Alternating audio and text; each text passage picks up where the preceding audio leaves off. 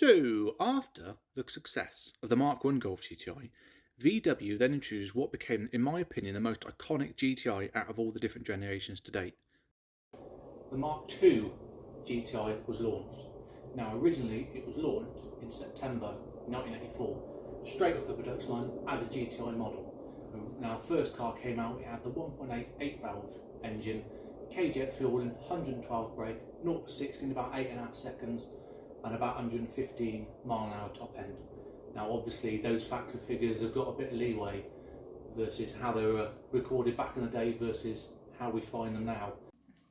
Then, in August of '86, this came out, the 16-valve GTI, 139 brake horsepower straight out of the box, 0 to 60 in about 7.9 seconds, so a good second quicker than the 8-valve.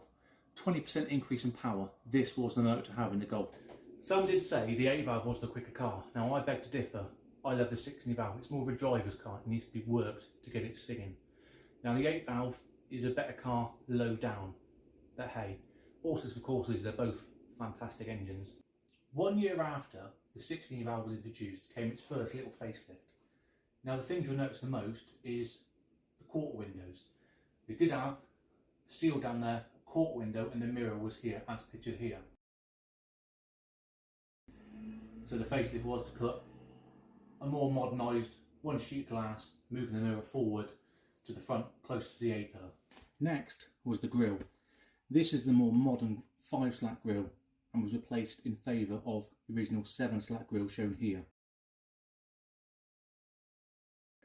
Along with the grille and the glass, VW at the time also opted to remove the K-jet fueling system from the 8-valve and replace it with the newer fuel injection system, Digifan. 2 years later, VW introduced the next facelift, the big bumper facelift as it's known, which was adding bigger front and rear bumpers, reformed wheel arch trims, sill covers and thinner rubbing strips, as you can see here.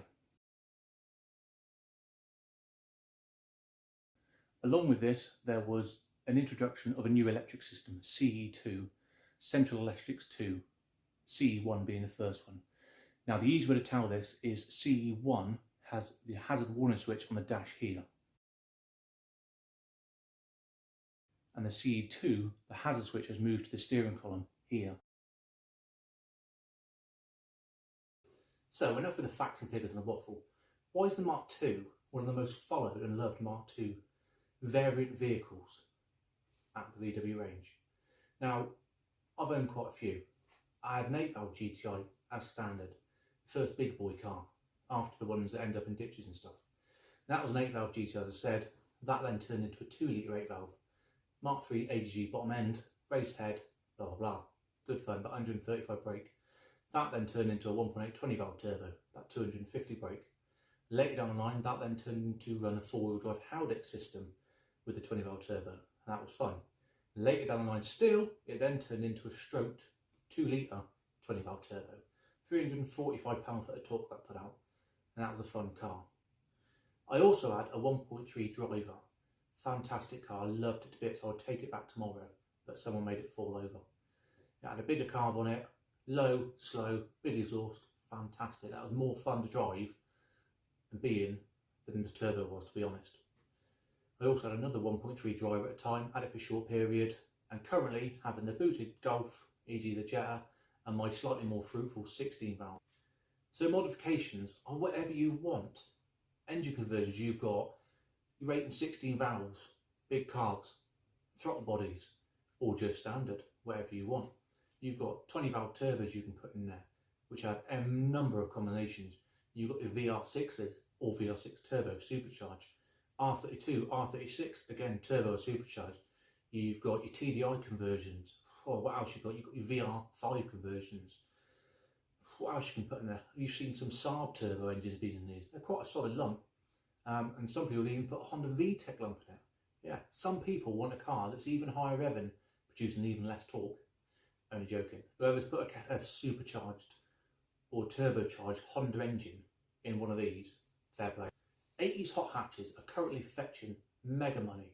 No one had thought that back in the day these would still fetch in pretty much what they came off the production line as. This 16-valve 3-door would have cost you just shy of £12,800. Find one today that's not been restored and is mint, you're looking north of 10k or even the same money. It's crazy. Now, me personally, the Mk2 Golf Gti is a big shout. This one of the best, if not the best, hot hatch of the 80s. Now, I know there's the XR2i, you got the 3i, you got your Astra GTE, you've got 205 GT, you've got the Renault 5 Turbo, you've got your Uno Turbo, your RS Turbo. There's a lot of cars out there, but for me, a GTI can do your Monday to Friday, hooning around, getting to work, stuck in traffic, all that sort of stuff. Saturday, you can take it on a track and enjoy it, be it reliable on track, or go to the drag strip, or go rallying, depending on what you want to do. Might scratch it a bit though. And on Sunday, it will go out with the family or do shopping, and it will do all that without even breaking a sweat. Anyway, enough of my waffle. Here is a montage of some of my favourite Mk2 GTIs over the last few years.